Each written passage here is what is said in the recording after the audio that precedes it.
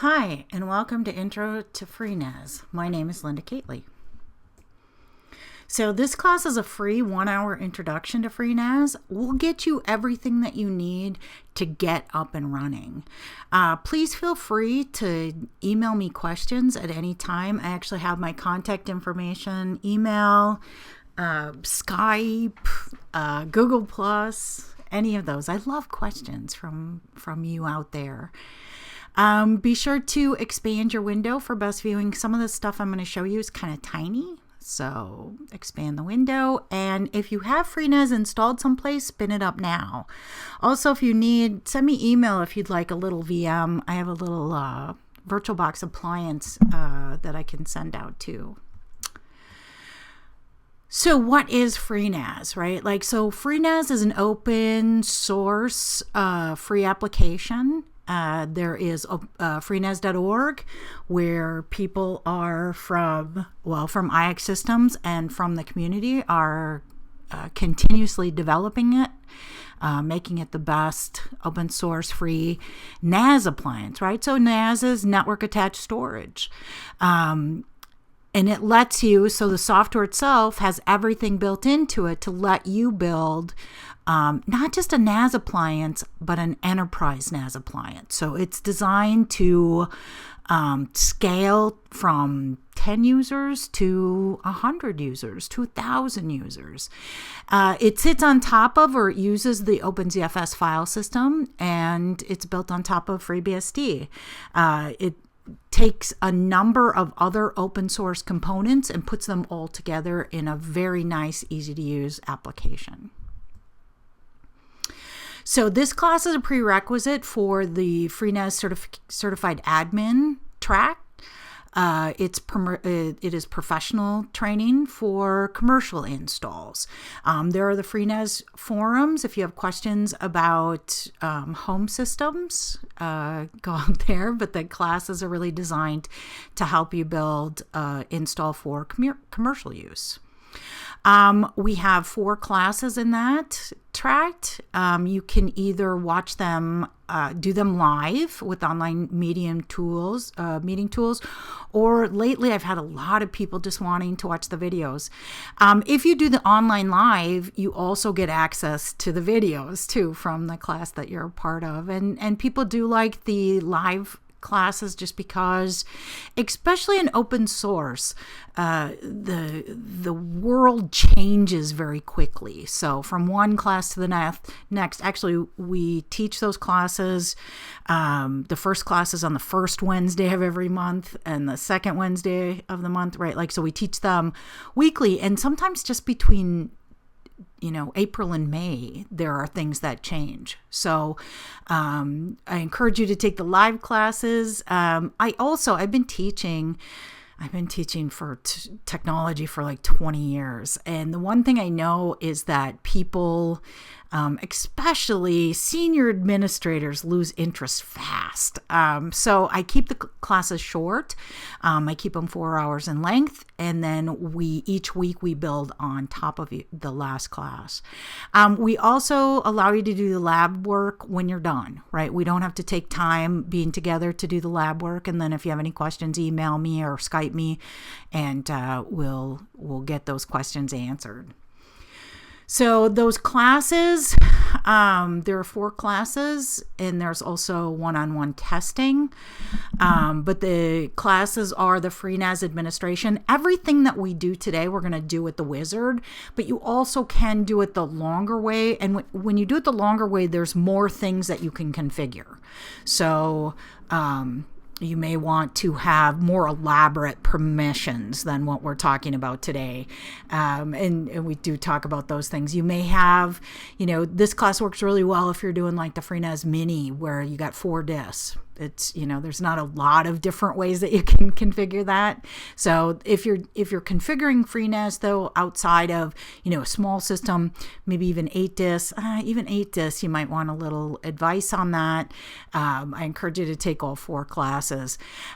We start off with admin, and we we create pools and data sets, and we talk about data integrity inside of ZFS. Then we go into replication. The replication is so cool. You can have 2 identical systems configured. You can send changes to an offsite location just to make sure that your data is protected and safe. We go into some more details around the different sharing. How do you configure things slightly different? And then everybody's favorite class, the hardware architecture class. It really talks about what's the best hardware to run FreeNAS on. Not the best, right? Like, so I hate to say best, because as soon as I say best, people are like, yeah, but what about, just some preferred hardware recommendations. FreeNAS is designed to run on commodity hardware, right? So just, I buy most of my stuff on eBay. So just looking at, different hardware platforms. And then we talk about the key things to getting good performance out of FreeNAS. So if you have a performance-based workload, and we talk about different workloads in there too, like, are you going to use it for VMware? Are you going to use it for VDI? Are you going to use it for video editing? All of those systems you might build a little bit differently. So we talk about the key performance tweakables that you can use to get better performance. And then the advanced admin, actually, I'm changing the name of that to network admin. So we cover mostly in that, we cover network. And then also in that class, we do a little bit about how do you look at the disk, how do you get down on the command line and look at some, problems that you may encounter.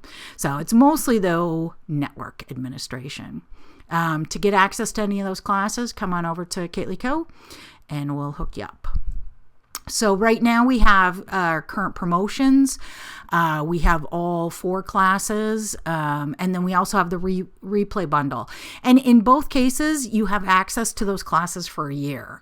And if you don't want, if you want a new version of the replay every month, I'll give you the new. You just gotta ping us and let us know you want a newer version. So, but we'll just keep giving you a new version. We also right now have a systems review special. We'll spend an hour on your system, or just spend an hour with you talking about how you configured your system and see if there is other things that you might want to watch out for, or if you've already built a system, we'll just kind of go over it with you to see what you might want to do differently. Or just go, yeah, that's a great system. We also have special pricing for groups and for people in other time zones. Contact me if you have any more information. Yeah, if you have 3 or more people, because it's online training, it's little and lightweight, right? So we can schedule. I'm actually right now in the process of doing a class for a group in South Africa. So if you have a group of 3 or more, let me know. We'll get you some special times and pricing. So just a little bit of background with me. I spent over 20 years working with Solaris. Actually, before that, I taught CAD systems, and then I started working with Solaris. I taught Sun Ed for a number of years, and taught Solaris administration. And then I went to Sun and then Oracle. I was a system engineer. And then I became, through the years, I went from being a system engineer to a global Solaris subject matter expert for Sun and then Oracle.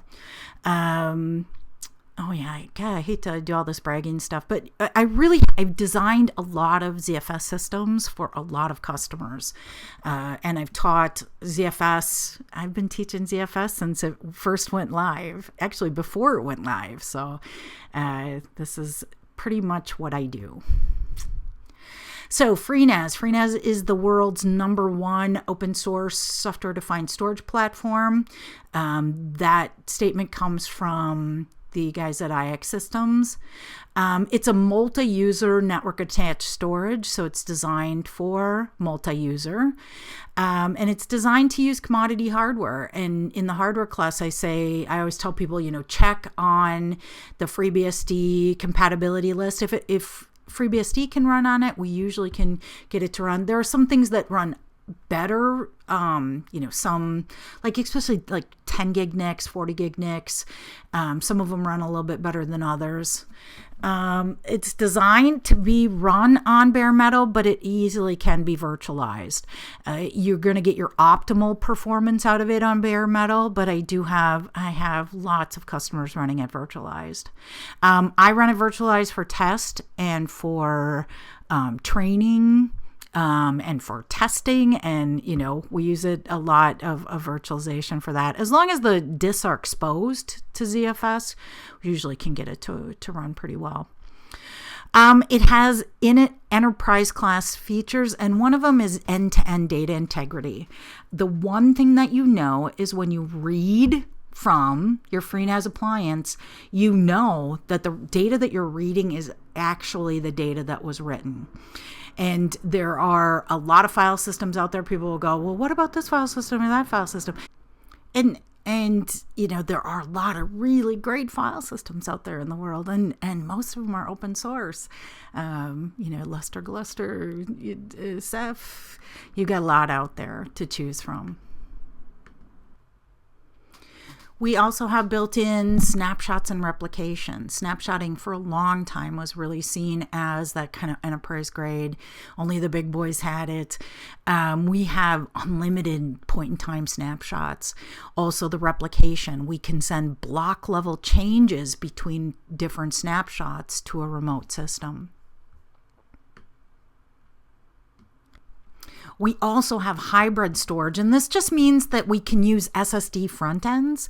We can shim in some SSD in front of the hard disk, so that we can kind of improve the overall performance of both the hard disk and the SSDs. You also can build SSD pools. I have a number of customers who are running just full straight up SSD pools, and we do talk about that more in the hardware architecture class.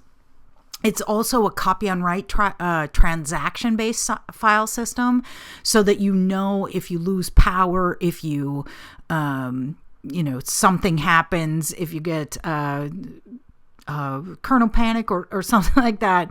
If something happens, that the on disk state is good, and if you have snapshots, you can always roll back.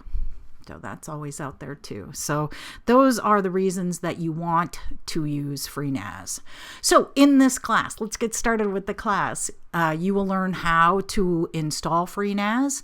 We're going to talk, I'll talk about users and groups later when we're going through this stuff here, add a data set, share data. Really the whole idea of users and groups is, who do you want to have access to what? I can't tell you how many shops I go into where they have one user and everybody accesses the shared drive through that one user. And you can do that, but you also can control it too. We're going to start off by just building a pool. And we'll look at different pool layouts, the way that, if you have 4 disks, you're going to lay the system out a little bit different than if you have 60 disks. I actually talked to a guy today that they have these really nice 60 disk JBODs. Can't wait to work with one of those. You're probably going to do things different. You're going to do things different if you're going to be backing up data or if you're going to be doing live active data. So we'll talk about different pool and volume layouts. Then we're going to introduce this idea of data sets. Data sets, to me today, I've tried to explain data sets for like 10 years, what they are. And I used to always say they're kind of like a file system, but they're not. They're actually more like a folder, right? Like a data set's kind of like a really smart folder. And what we can do with that folder is we can do things like control how much storage it uses. I mean, wouldn't that be nice? Gosh, I'm just looking at my desktop right now. It'd be nice if I could take all my videos and make sure that they don't use more than, like 30% of my available hard drive space. We can do things like that with data sets. And then, so we'll talk a little bit about data sets, and then we're just going to share things. And we're going to do all of this in the Wizard. We're going to share out a share NFS. We're going to share out a share CIFS. We're going to share out a share AFP. We'll do AFP. Mostly we look at using AFP for Time Machine these days, or for tools that use it. There's a lot of editing tools out there that still are very, very invested in AFP. And then we'll also talk about iSCSI. We'll set up an iSCSI block device and share that out onto the network. So we're going to do all of this in the Wizard. We're going to create a pool and a volume. We'll create the pool and volume. We'll add the data sets. We'll share that data set, and we'll assign ownership to it, to who can have access to it. And then at the end of the class, we'll just test it. We're going to, pull up a Windows client and see if it can access the CIF share, and we'll get on the command line here on my Mac, which is a Unix platform, and see if we can access that NFS. And then we'll go and access the iSCSI volume, and then we'll look at accessing the time machine on the AFP. So that's what we're going to do. Let's start off with looking at an installation. Actually, I've had so many people in the last couple of years ask me, how do I do this on VirtualBox? So come from Oracle. Yeah, I love VirtualBox. VirtualBox is a free virtualized environment, virtualbox.org. Download it, and then you can create a new and look at all the operating systems you can load. That's the one thing I like about VirtualBox is I end up in, well, I don't ever end up in IBM OS 2, but I end up in all of these places, and especially FreeBSD. So if you're going to install in VirtualBox FreeNAS, you want to go to, and we could call this, FreeNAS, whatever, mine. You want to go to 64-bit. FreeNAS does not run on 32-bit hardware. Current versions of it, if you want 32-bit hardware, you got to go find an older version. You actually can find every version of FreeNAS at download.freenas.org. So you can go back in time if you want a 32-bit, and that stuff still works great. It's amazing. Anyway, so I do this, and then I continue. You need 8 gig of RAM here. I'm not going to put all that, 8 gig of RAM to run FreeNAS. Now, if you don't have 8 gig of RAM, you got to use something. You can use FreeBSD. You can use the new Ubuntu with ZFS in it. I will show you in a little while. I actually have on katelyco.com. You can go there, and I have how to do ZFS on the command line. It's about an hour and a half, little free videos. I put them in little chunks of video too, just because I know you guys. I know how you are. I can't keep your attention. Well, some people, I've had a lot of people watch the whole hour and a half, but it's in little 10-minute chunks. So, go out there and check that out. Let's hit continue here, though. For FreeNAS, we need that. And then for the virtual disk, I'm going to have it create a virtual disk here, but I am going to make it bigger than this 2 gig. For commercial installs, I recommend, so the FreeNAS core team recommends a minimum of 8 gig. For commercial, I go double that, 16. Actually, I do 32 gig on most of my systems. So we'll do a create there. And then go into settings, and here in settings, well, we're gonna, what's our boot order here? I don't want to boot a floppy. Sorry, we'll go to optical, and then we'll go into storage. And in here, we can do all kinds of really cool things. Like I can add a new storage controller. I want to add a SAS controller. And on that SAS controller, I can create a bunch of virtual disks. Virtual disk 1, I can say it's, 10, 20, I could pretend it's a 20 terabyte disk. And yeah, I don't know if it'll let me do that. Oh, it did. So I can keep adding disks to this over and over and over again. I also like to have a second drive here. I'm going to add another disk, create a disk. Bam, bam. I'm going to create virtual disk 2 here and make it 32 gig too. I always, again, for commercial installs, I always want to have a mirrored boot drive. And, you know, if you learn more about ZFS data integrity too, you like that, because if it finds something wrong with a block of data, it can go over and grab a good block of data on the other disk. So having mirrored boot drives to me helps with resiliency of your platform. Then I go in here and I can pull up, look at all these I got. Let's pull up a current 910. I usually, and I will tell you, I usually don't stay on the bleeding edge of FreeNAS, but I stay a little, you know, I test, right? Like I test everything before I put it into production. The current version of 910 is pretty good. The other thing I really like about what they do with FreeNAS is anytime you add an update, it'll show you everything that's in that update. It's just beautiful. So there, yeah, that's my disk I'm going to boot. You can also go out here to network, and I always go into bridged mode and let it do a DHCP onto my network, or you can go back and set a static IP, more recommended for enterprise NAS to use static. I had that as a question the other day, you know, what do I do if my DHCP gives me a new address? You know, go static, right? Like that's the solution to that. Anyways, yeah, so, you know, I could add 4 adapters on this. That's quite nice. I also can do things like once in a while I'll add a USB in here. You may want to share folders into your virtualized environment.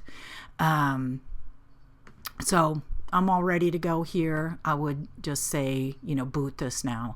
Now I do have one that's already booted up here, and let me zoom in on that. So here it shows me, you know, I've booted up. This is what the install would look like. I have a choice of install or upgrade. Shows me my current version. I'm at 9.10. And then it shows me, it has a date and timestamp here too of exactly which version I have. If you go out to download.freenas.org, you will see that there are, you know, they build nightly, right? Like, so you can get one for like every day of the week. You know, they've got probably, I don't know, probably 1,000 versions out there. Anyways, so I have a couple other choices. Shell is nice if you have to do something like in your BIOS, or, you know, flash a little bit of firmware, something like that. But mostly what we're going to do here is install. So once I go into the installer to mirror these boot drives, I'm going to just hit my space bar and go down, and I'm going to take these two. In this example, I have a 64 gig. You know, I'll use like the SATA DOMs internally, but I'll also use like a USB drive externally. The really cool thing about FreeNAS is it's tiny, and any disk that you use, you either have to use it for boot or for data. So because it's so tiny, you don't want to really use a real, you know, expensive disk for boot.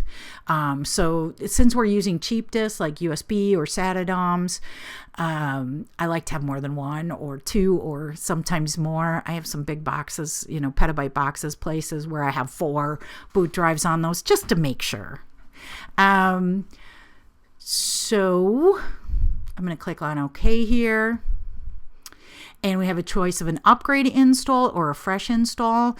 If you on your box don't have connectivity to the internet and you want to run upgrade on it, you can do it by downloading the ISO, booting it, and running the upgrade install here. Very good upgrade tool. I'm going to do a fresh install. I'm going to say yes here, and here you're going to put in a root password. This is going to be the administrative password to get into the tool after it's booted. So we're going to just let that cook for a little while. I will pull up a good copy here. I sometimes feel like I'm doing a cooking show where I have to have the one that's already baked. So let's go over to that. So here's one that I already have booted up. It shows me here the IP addresses that I can connect to. This one actually has 2 interfaces on it, both of them DHCP'd for me very nicely. So this IP address here, now all of the management, you can do management here. Actually, you can only do this stuff. If you look at the FreeNAS 10, it's pretty cool. It's got a really nice command line user interface to it that you can set everything up with. Very nice. I'm not sure why I would want, well, yeah, it's nice, especially if you don't have access to, web browser from where you're sitting. But usually you're going to want to use these IP addresses here to connect to the GUI. And then from that GUI, we'll set everything up. And then once it's set up too, you probably don't have to touch it again unless you got to change out disks. Really, that's what happens with a NAS box is, well, you add users and new shares and new people, right? Add to the mix, but usually the thing is a disk dies and you have to replace it. And it's, pretty much as easy as that. So I'm going to use this IP address here in a browser to connect.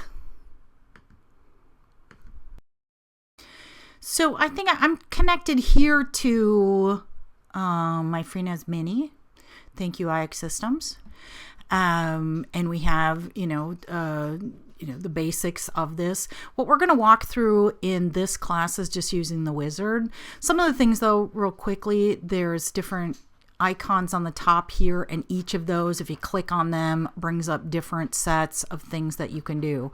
Account, add users and groups, system, do updates and add certificates, tasks you can run, different tasks, networking, what you can do. Storage is where you spend 90% of your time in FreeNAS is dealing with storage. Has directory access, sharing, all kinds of different services, plugins, jails. We covered jails in the advanced admin class, reporting, but most of what we're going to do here is wizard. I did want to show you this just because right now I have a disk failure. And so you can go in here if you have an alert. It does tell me that my boot volume is in a degraded mode, but there's sufficient replicas for this pool to continue. So I have one of my 3 boot drives that I pulled. So it actually says that device has been removed by the administrator. It knew that I pulled it. So smart. But it's nice that these alerts come up when anything happens. And we'll show you too in the wizard. So let's get started with the wizard. So some of the things that you will start off with in the wizard is, come on, wizard. It's actually kind of looking at my hardware right now, seeing what's going on. We can do things like set the language. What language do we want to use? If you're using, if I'm doing Dutch, right, I might want a Dutch keyboard. So the keyboard map here. We also want to set our time zones correctly. I am from the Midwest. Here, this is my time zone. If you're running across time zones, you do want to set your time zone correctly so that your timestamps on your files are all right. I have a lot of customers who do that. Like they have their, primary location, and I have a customer in my neighborhood here that they actually send their replications to a data center in Florida. I don't know why you do that. It seems dangerous, but no offense to anybody in Florida. Lots of hurricanes and stuff down there, but that's what they do, right? Like they have their backup is in Florida. And when it crosses those time zones, we want to make sure that our timestamps are good, and it should be able to calculate that for us. Now here we're going to create a pool. So we're going to talk a little bit about pools before we get started. You do have to give your pool a name though. You see the word tank a lot. That was what the ZFS engineers used. You can use any name you want though. I like to call my pool Monkey just because it's funny and it makes me giggle. But you can call it whatever you want. You can say, and I just was working with a customer where they had videos on the pool. They had one pool for videos and one for Time Machine, and they called them Videos and Time Machine. You don't have to have any crazy names like you do with some of the high-end enterprise NAS systems, but you can't use names like RAID Z, you can't use ZFS, you can't use ePool, you can't use Mirror, you just can't use any of the reserved names for ZFS. Now what you can do is have it just automatically pick the best for the available drives. That's, in most cases, that's going to be good. But here it kind of gives you some idea of some different workloads that you might be running. So if you're running virtualization, mirrors. Mirrors do the best.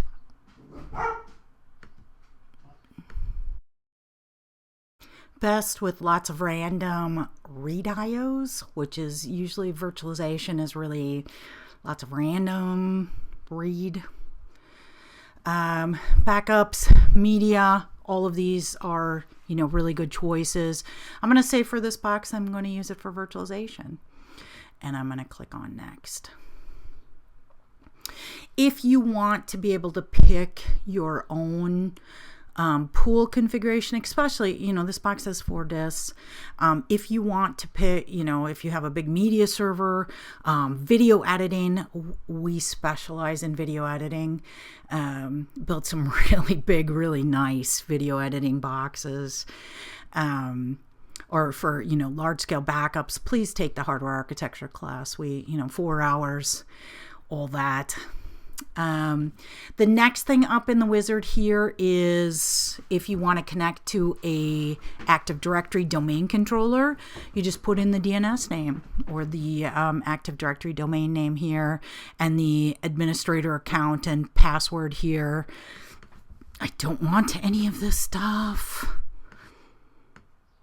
I won't be doing AD, and we'll click on next. So this is the meat. This is what we're really here to do, right? NAS. We're going to share stuff out. So what we're going to do is create different shares. We can just create one share and call it share and be done with it. Or we can create all these different kinds of shares. We can also add ownership to each share. We can add block storage with a size here. We can do all of this here in the wizard. So let's look at, I'm going to add a CIF share here, and I am going to give myself some space here on this box. And I'm going to say the owner is, I'm going to try to give it to Linda. Well, there's no user Linda here, so I'm going to have it create a user. Actually, I'll go in here, Linda, create a username Linda. I'm going to give Linda a password. I'm not going to tell you her password because I actually use that for a number of things. I also can create a group here. I may want to say that Linda is a member of engineering and have it create that group. We also have some default permissions here. Say create group and return. So once I've got all that set up, I'm going to click on add, and it will add in my list of things to do here. I might want to create a time machine here. So I'm going to say time machine, and I'm going to click on time machine.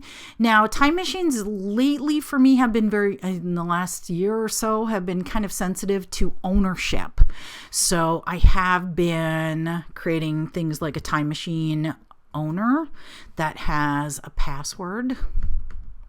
Especially if you're going to use this for an enterprise, you may want to have, some people save their time machine backups to this location and that location. So you may want to segment them out by user. And that's kind of how we create these smart folders. The password is 2 letters.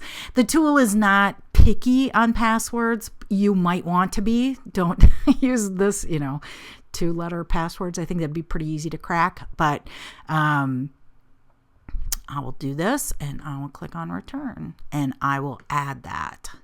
I may want to add, I have a user L. Kately that I use for NFS. I'm going to go into ownership here and I'm going to add L. Kately. I'm going to have to tweak that later. NFS shares use user ID instead of name for access. So I'll have to tweak my user ID number for this user. Give it a password. In NFS, in most cases, you don't have to give a password. It's usually all about permissions. Do you have permission? Do you not have permission? I know L. Kately is also a member of staff, and we're not going to create that because that is an internal. You don't have to create groups. There's an internal group that you can use called staff, and click on return. We're going to add that NFS share. And then we can also add block storage here just so easily. We're not going to, you see the ownership button is not here. Block storage gets a little bit tricky on how you present it and who you present it to. That ownership capability, it's not a user, it's usually a machine or an initiator that gets access to it. That is all covered in the sharing class in more detail. But here, if I just want to create a 10 gig block storage, maybe it's for my virtual machines for VM1, I'll add that. I could add a bunch of those, like add one for VM2. Thank you very much. VM3. And we just keep doing this, right? And so in the wizard, I can do all of my setup. I can, I could be, now I want to set up another CIF share for Bob. And I, have that create Bob. Let's create Bob. Create a user called Bob. And Bob's password is Bob. No offense to anybody named Bob. And add that to the list. So I can go on and on like this. I could add, hundreds of shares here, and for each user. How slick is that? Now, when I click on next, it will just go to next. And this is going to take a little bit. Oh, save password for Bob. Sorry, no, not Bob. So we're going to give this a minute or two to start creating all of this data sets.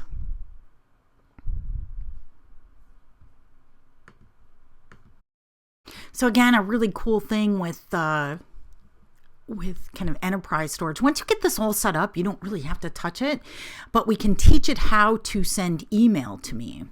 So the first thing here is whether I want to see council messages in footer. I like to see them because I'm a geek. Not everybody likes to see them. I like to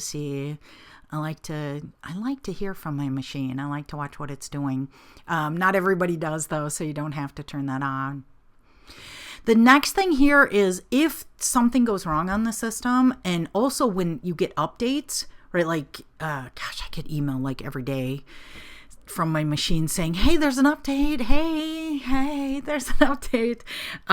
Also, it'll tell me though if a disk drive dies.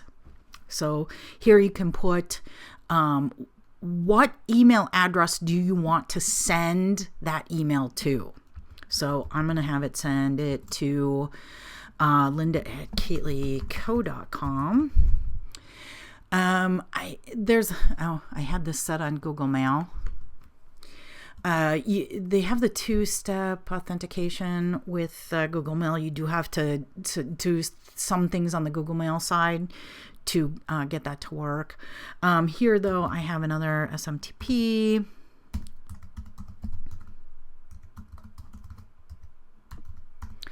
This is one of my mail servers for my GoDaddy mail.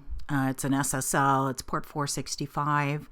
It does require SMTP authentication to send mail through that mail relay.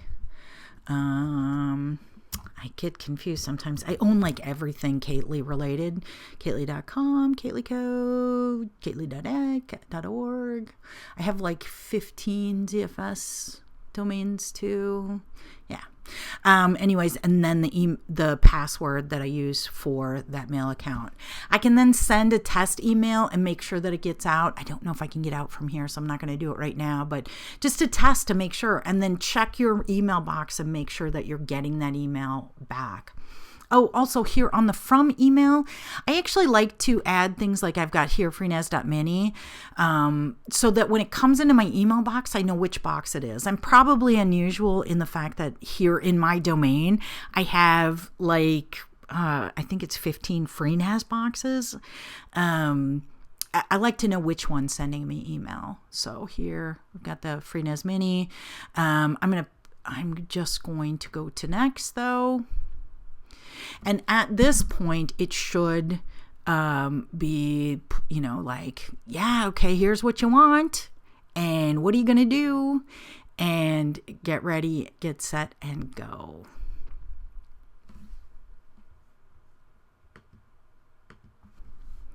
Okay, yeah, here you're about to leave the wizard. Do you want us to perform all these changes? You want to confirm it or exit without saving or return back into the wizard to adjust something. But once I click on confirm, it's going to take a minute or two to get this all done. I'm going to click on confirm. You can watch it set up. We're not going to watch this. It's kind of like looking in the oven and watching it bake. Let's get ready to test these things.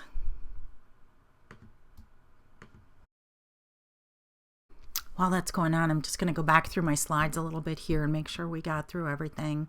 If you want a copy of the slides too, just shoot me an email. I'll get you a copy. Again, requirements, you need 8 gig of RAM, you need a network interface, and you should have direct access to the disk. And then after installation, it's going to find an IP address, or you want to set one statically, connect to it with your web browser, and then use the password you used. Let's just a little bit more about users and groups. Users and groups are really just to decide who gets access to what, right? If you don't care, then don't care.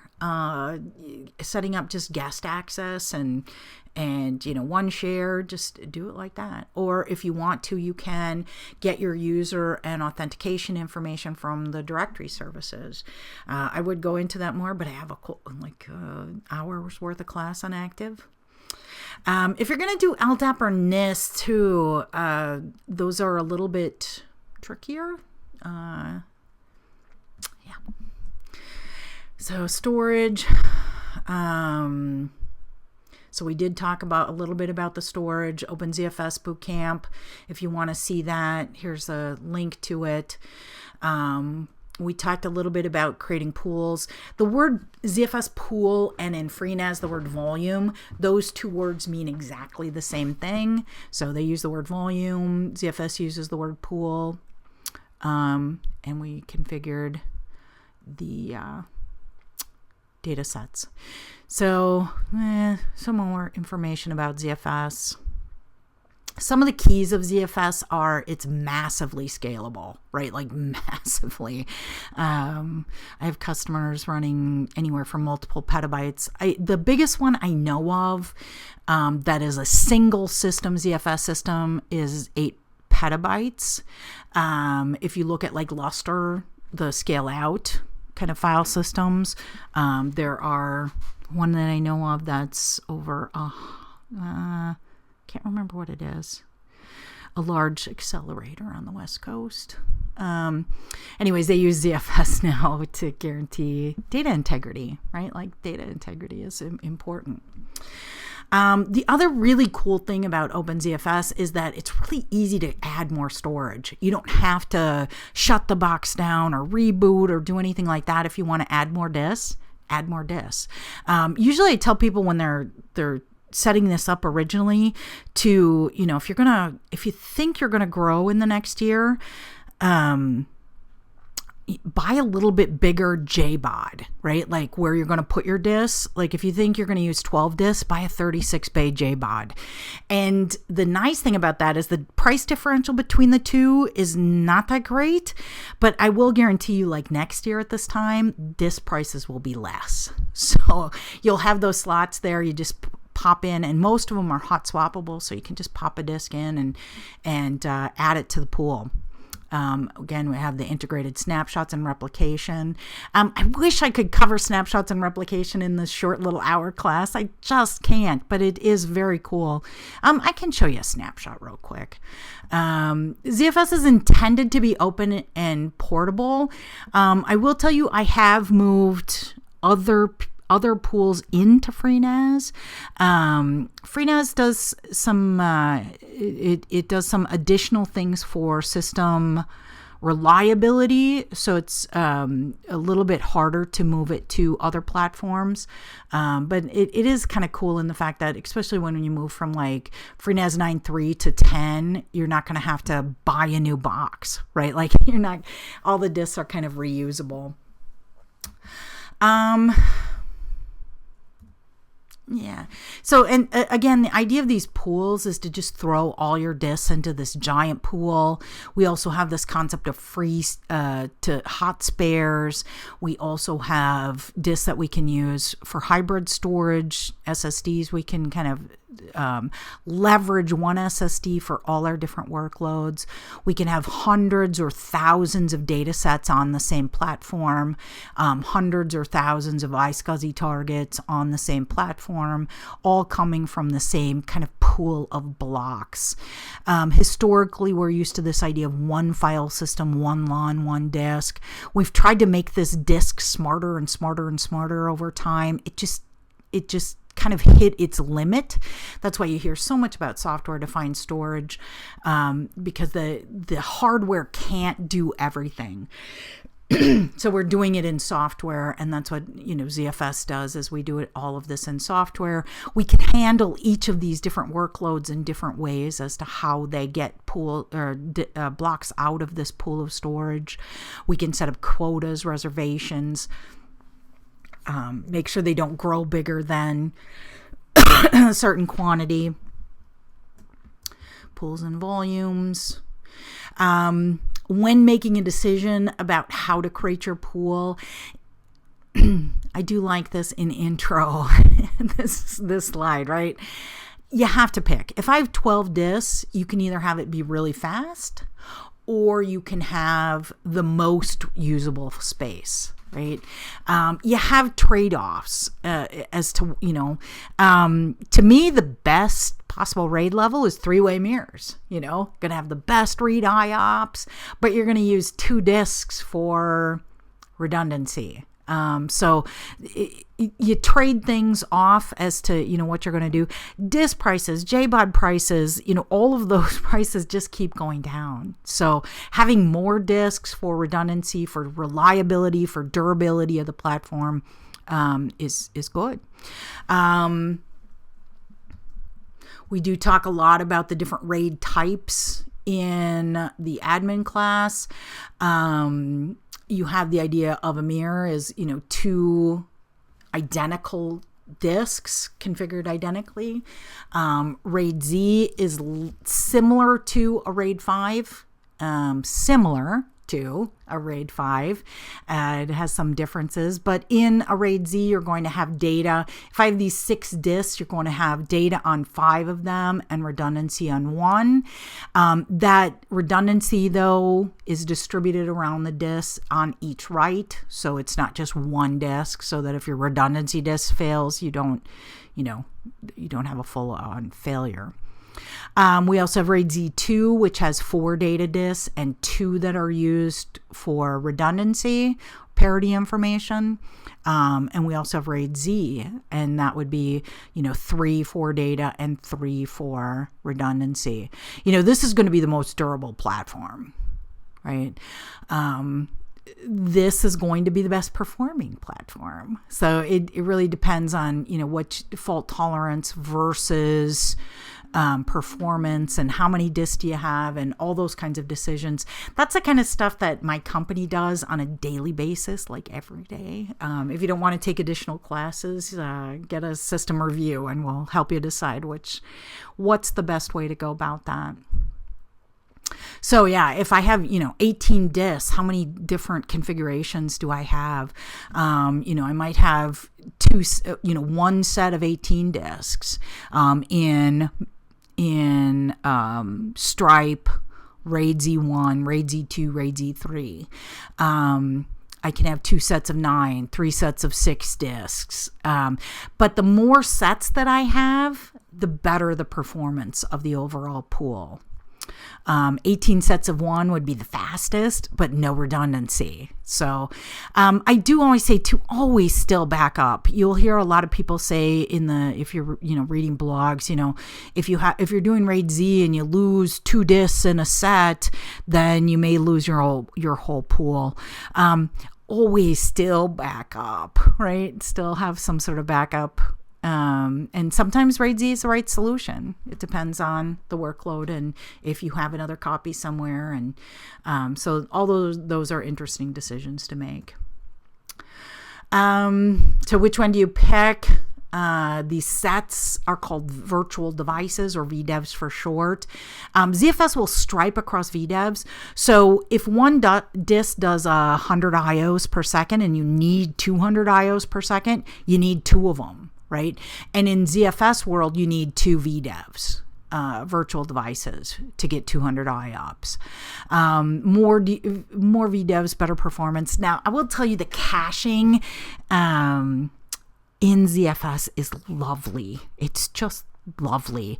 I've had bake-offs here just recently with some of the top name brands in the industry, and they can't do caching like we do caching. And your raw disk performance or your raw VDEV performance will probably never be the same as your active working set performance.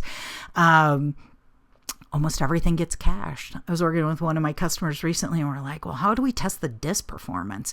And we actually squeezed down the cache to nothing to see what the disks are doing.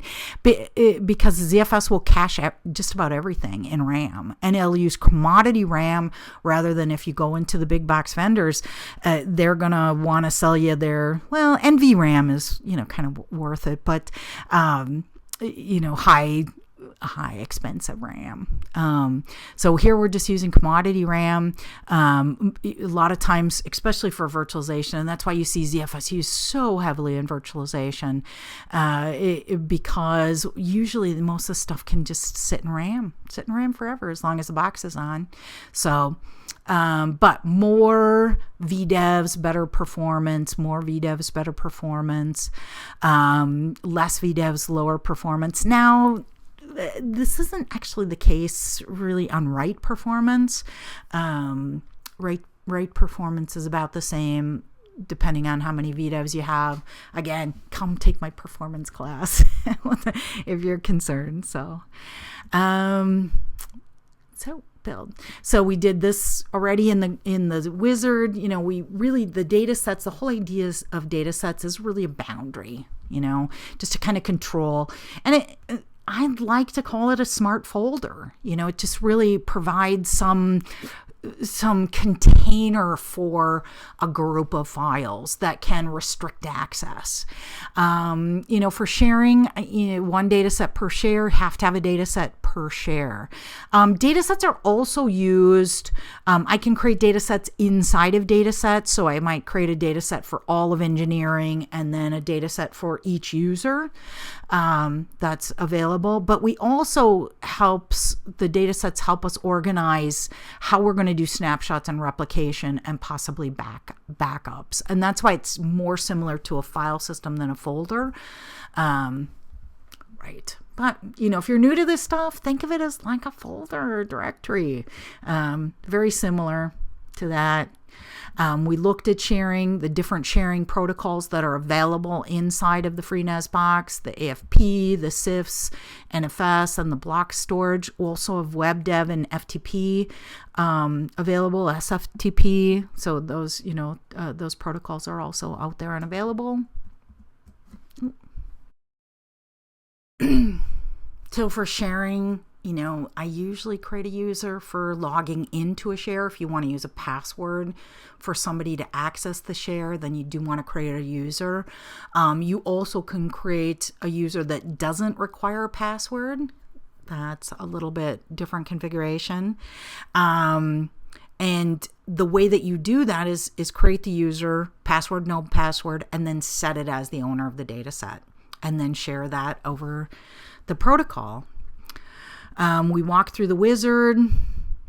We got all this. Oh, we're at the end here. So we went through the Wizard. We saw some of the things that you can do. We're just going to look at what this looks like after the Wizard real quick before we finish today. So now we're looking at the system after the Wizard. It's created. Now, if I click on this word monkey, that's my pool. It's also created a data set called monkey. Dataset, pool, dataset. Look at how the icons on the bottom change. If I want to look at the pool, I click on the word monkey here. I go into status. I see it's made up of, 2 mirrors. Each has 2 disks in it. Go back into storage. I have a data set for Bob, one for Linda, one for L. Kately, one for Time Machine. I see all of my iSCSI targets. We can go over here into sharing and see our shares. It set up a Time Machine share for my AFP share. NFS, it set up my NFS share here. It set up my SIF share, one for Bob, one for Linda. And then it set up my, we're there at the end here, set up my targets. Yeah, these are my targets that are out there that it's set up automatically. And let's test this stuff real quick before we go. Let's start off by looking at the AFP share.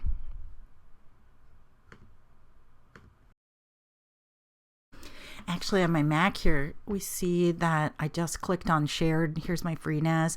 You see the Bob and the Linda share that are SIF shares.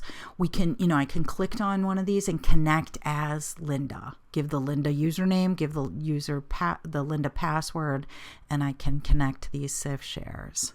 If I want to see Time Machine, let me get on that. So on Time Machine, I'll go in here in my preferences. I can select a disk. There we go. We see Time Machine on FreeNAS. Use this disk. And it's going to ask me for a username and password.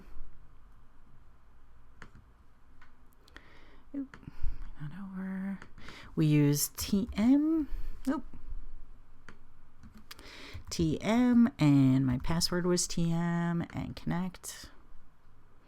I should start running my Time Machine backups on that.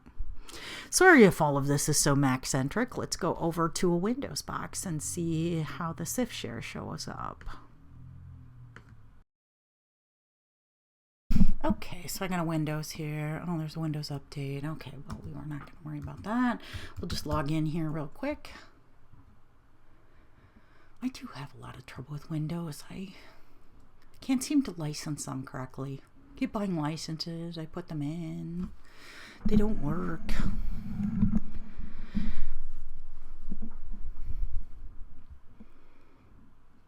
So here we are. We're going to go over here and see if we can get access to that SIF share. Sometimes, a lot of the time, let's go into the network, it doesn't always do automatic discovery. Different versions are different. Oh, look at, it's going to be hard to test because I just used this recently. So we see the FreeNAS box, we see the Bob share, we see the Linda share. Let's see if we can get into the Linda share, see if we can write something to it. Yep. So we were able to write in there, so we know we have good access. Usually it's going to ask you for a user's name and password. Oh, here I have a video of it. FreeNAS admin. We'll put that over there. Yeah, usually it'll ask you for a username and password. I do the same test all the time when I'm teaching class. I apologize, but it didn't ask me that. Actually, I should be able to do that with Bob. If you can't get access to it too, a lot of times I have to click in here and go / and then the IP address or the name if I'm running DNS. 168.0. I'm not running DNS on my network. 25, and just do that to see what's out there. If it's not easily discoverable, if you can't see the FreeNAS name, you can do that. So we got one more thing to test. That is the iSCSI share. Let's do that. So I use this small tree iSCSI manager. It's free for download for Macs. There's one called Starwind too that's free on your PCs, on your Windows boxes. I like free. I like FreeNAS, right? Like anything free. You know what's weird about free? Like so many times you check stuff, you know, there's good free stuff out there. And then it doesn't work, right? This one actually works and works really well, has very good performance. It also has session initiator options too, so that I can tweak them. But here I'm just going to go out and discover, see if I can find it. Here I'm looking at this IP address. iSCSI always, not always, but you can set what port you connect on. The default is 3260. So I'll go out there and see what I can find. And there we go, all three of them. I can take one of these and connect it and mount it. If I have a password, in the sharing class, we talk about how you add a password to this. Say okay, and it should just look like a disk on my Mac here. And then I have to, initialize it, put a file system on it. So we know it works. I can initialize it, but that's going to take a little while. So let's make sure that you learned everything that I set out to teach you here today. You learned how to set up FreeNAS box as in the Wizard. And in that Wizard, we looked at how to connect to Active Directory. We looked at we looked a little bit at different pool volume strategies, how you might set them up depending on the disk that you have. We learned a little bit about data sets. And that we use the data set to share out over AFP, NFS, and CIFS. And we also set up a iSCSI target.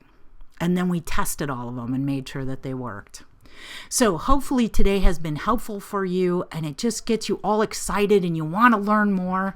So here are the other classes that Kate Liku offers. We have the FreeNAS Certified Admin track. Actually, I'm going to do this. I hate to do this, but I'm going to change the name of this one. We have the FreeNAS admin. We talk more about pools, more about data sets, more about the underlying ZFS and data integrity. Then we talk about replication and sharing, how to set those things up. We talk about how to design a hardware architecture for your workload. And then we talk about the caches here for performance. We do more in the FreeNAS network admin. We talk a lot about different network strategies, multiple network interfaces, how to kind of control and push certain workloads down certain interfaces. The other classes that we offer, we have FreeBSD, Ubuntu, Omni admin classes. So we talk about, kind of the big differences. And I've been using Unix for, 30 years now. And the big difference between the different distros is really how do you add packages, right? How do you turn on and off services for administration? And how do you work with networking?